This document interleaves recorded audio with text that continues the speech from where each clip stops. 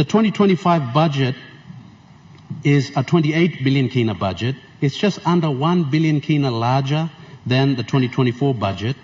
And this increase is chewed up by $500 million in extra loan interest payments and an increase in wages to public servants of 767 million kina.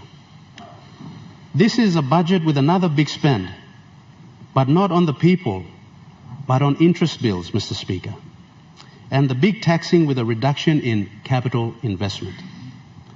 On a time of record commodity prices, all PNG has to show for it is a record debt of over 60 billion kina, Mr. Speaker.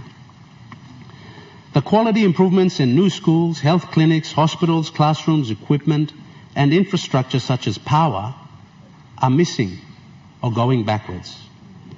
The government has demonstrated very poor quality in spending, and this will result in a protracted high cost of living crisis, low household incomes, and continued socio-economic regression.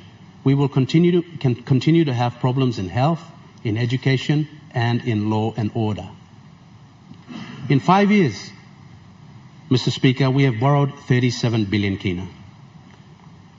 The summary of expenditure could look like this, to put things in perspective for all honourable members of the House. 37 billion kina, 22 billion kina provincial block grants, 1 billion per province, 2 billion kina to health, education and police and defence and agriculture, 5 billion kina on everything else. If this is what had happened to the 37 billion kina of borrowed funds, Papua New Guinea would be a burgeoning economy, Mr. Speaker, with high employment and prosperity for our people. But sadly, this didn't happen. And this trend continued. Once again, Mr. Speaker, history is our #1 teacher.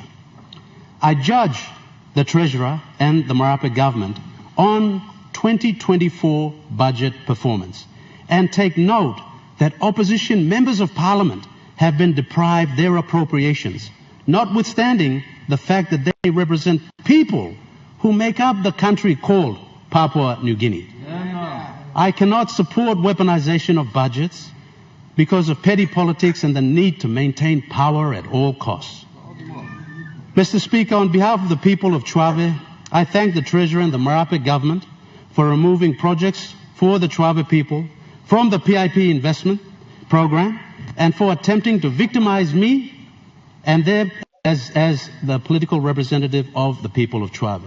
Take note, Mr. Speaker, this only galvanizes my resolve to call this government out for the total economic mismanagement of the country, with the most incompetent treasurer in our history and the worst prime minister in our history, Mr. Speaker.